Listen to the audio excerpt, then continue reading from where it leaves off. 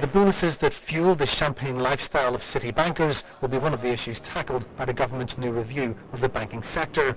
But that won't report for up to a year, so some tough decisions on bonuses lie ahead. John Moylan, BBC News.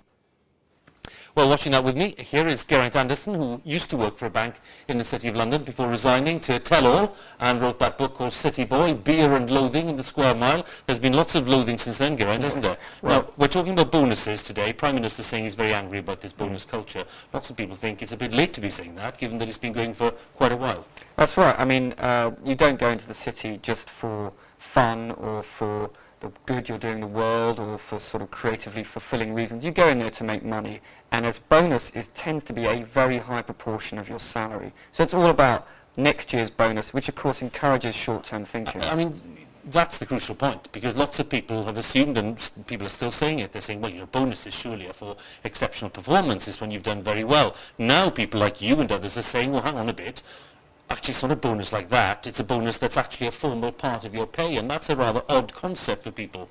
Yeah. The word bonus normally doesn't mean that. That's right. I mean, you know, your bonus can often be 5 or 10 times your salary.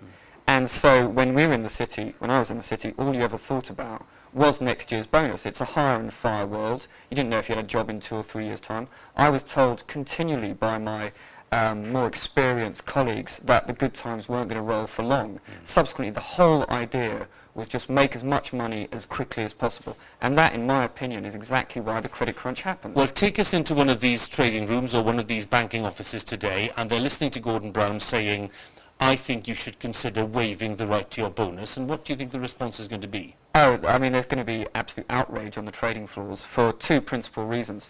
First of all, they've got little Henrietta and Tarquin school fees to pay for, and possibly a very large mortgage. And second of all, if you're working in equities or you're working in foreign exchange or commodities, you don't think this current problems that are affecting Royal Bank of Scotland or HBOS or Lloyds have got anything to do with you.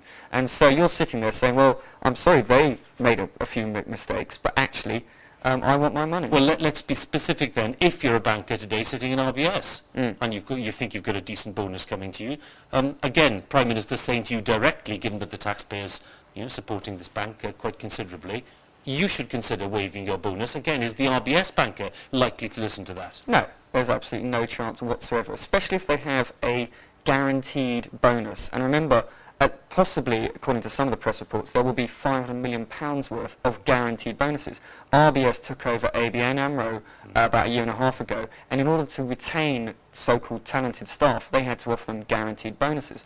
So, of course, they're going to take it. They can't get out of it. They can't get out of it. And even though those banks might not be in existence were it not for we taxpayers stumping up, in the case of RBS, £20 billion, they're not too bothered about that. If they've got a contract, they want their money. Bonus culture here to stay. Bonus culture, I'm afraid, has to change, and it really does have to change, because if it doesn't, we'll just have another credit crunch type situation over the next decade at some point, because all you ever think about is short-term money, and you don't think about the long-term implications of your actions. Geraint, thanks for coming in. Thank you. Geraint Anderson there, talking about the bonus culture. We'll have more on that later in the hour. By the way, talking to David Yarrow, a hedge fund manager, about the bonus culture in our banks, and he'll be putting a fairly firm view that the bonus culture isn't altogether a bad thing. So stay with us for that a little later on.